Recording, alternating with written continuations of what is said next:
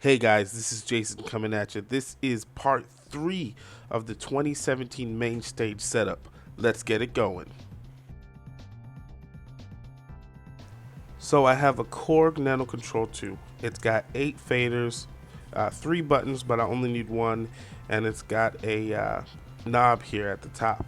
So what we're going to do, since it has 8 sliders and I have 12 different sounds that I've loaded, I'm going to use the knob at the top to fade between some of the different sounds. So here's a list of what I'm looking at. The grand piano sound, that's just going to be by itself. Piano 1 is going to fade between piano 1 and the piano 2 chorus. EP1, that's by itself. EP2, of course, is going to be dry, and chorus, that's 2 different sounds. Strings and pad are by themselves. Brass is not going to fade, but it's 2 different sounds because we have the French horns and then the trumpet ensemble that comes in when we play hard. And then lastly, the synth, that's going to fade between 2 sounds. So here's the setup. Essentially, we're going to feed these 2 different sounds into an aux channel and then use the aux channel to control our volume, tell us what our levels are, and use in inverse and not inverse. That's kind of confusing, isn't it? The knob as far as volume. So I'm going to set it up here and we're going to see how it goes. Guys, just fair disclaimer. As I'm going through this, you're probably going to hear the fans on my laptop. They're going to be screaming. But anyways, the first one on our list to combine is Piano 1 and the Piano 2 chorus. They are going to be supported by this little section right here. So to do that, we're going to create our auxiliary channel. These settings are correct. It's going to be stereo. It's going to be bus 1. Eventually, through the 4 different sets that we have that are 2 different channels or 2 different instruments, we'll use buses 1, 2, 3, and 4. And they all go to outputs 1 and 2. It's going to warn you about creating at the concert level. Yes, we know, etc., etc. I personally like to drag this next to what it's going to support, but hey, to each his or her own. And this is going to be named Piano 1 Sum because it's going to be the sum of the signals. Alright, so bus 1 is the input for this channel. We're going to change both of these to bus 1 if I can click properly. So that's bus 1. This is also going to be bus 1. Alright, so both of these now feed into this summing track, so to speak. So when we come over here and we want the level, we're not going to select piano 1 or piano 2 chorus. We're going to select piano 1 sum. And we're going to use the input level for that. So as these make noise, it's going to come out of here. And this is what level we're going to see. So on that note, what we're doing here, or same applies with the volume. The volume is going to be, the overall volume is going to be that. Now, I like to cap my volumes at 0 because I hate peaking noises. So this should, when we map it, range max is 0. So if I move this right, it goes to 0. So all the way up is 0. Perfect. All right, now this is the key. This right here. So the first thing we're going to do is assign it to piano 2 chorus. We're going to do it backwards because it's just a little bit easier that way.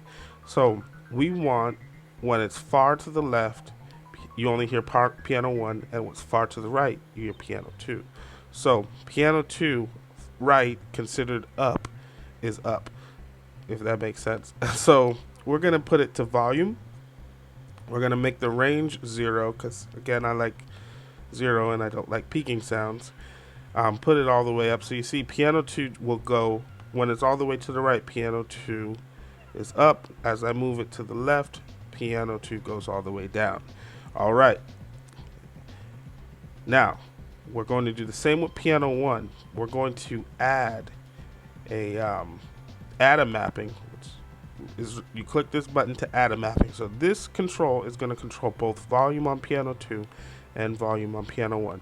Now for piano 1, we kind of do the same thing. We select volume, we set our max at 0, except we're going to invert the I guess the whatever.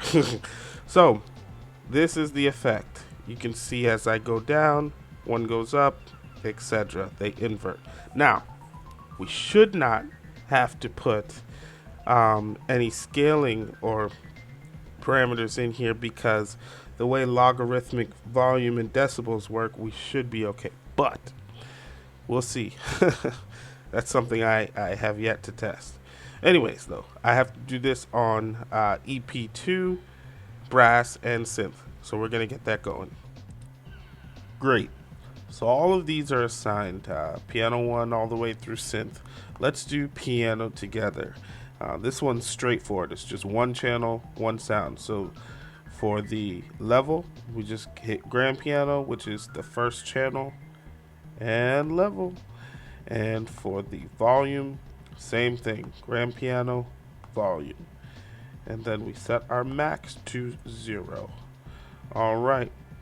So our next step is to go into contact and assign our mute button host automation controls.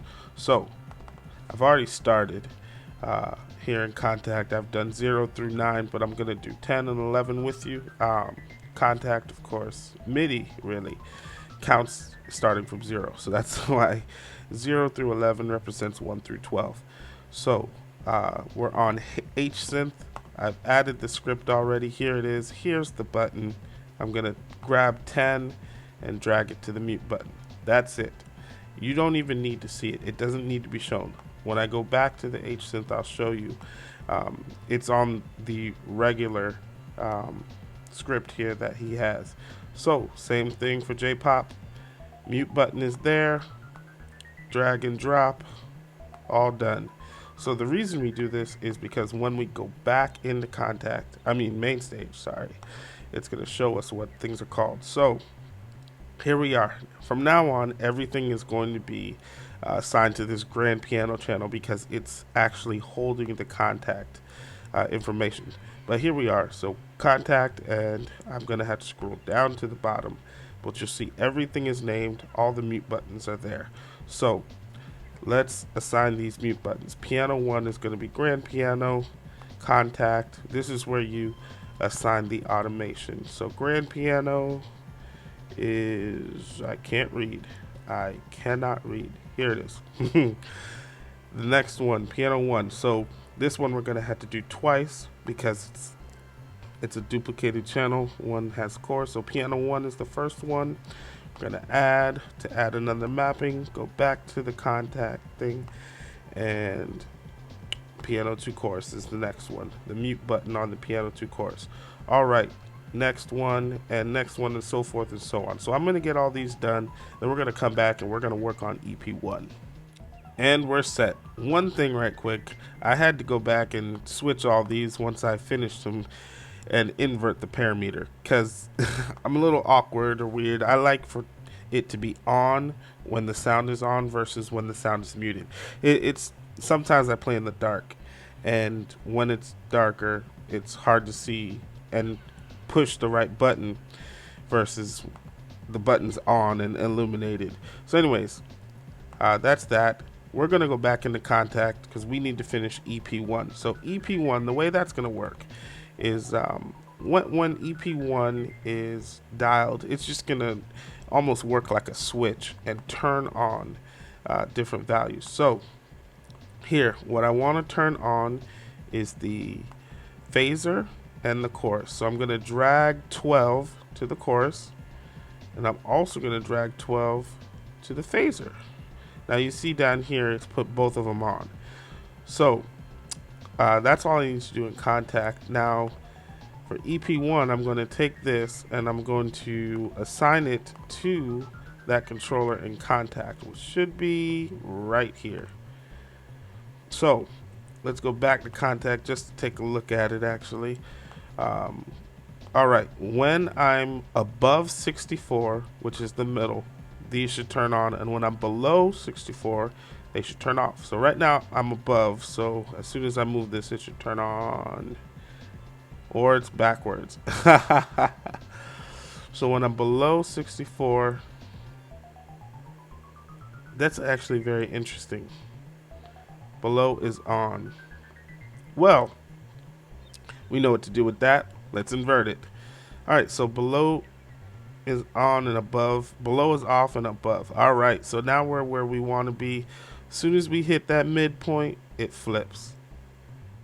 Hey guys, thanks for watching. Really appreciate it. Just want to say thank you, thank you. That is the complete setup. We've got it all completed. If you want to hear what it sounds like, subscribe. The next video, we're going to go through each one. We're going to play them. We're going to hear what it sounds like. And like this video if you liked it. Guys, thanks again. See you later.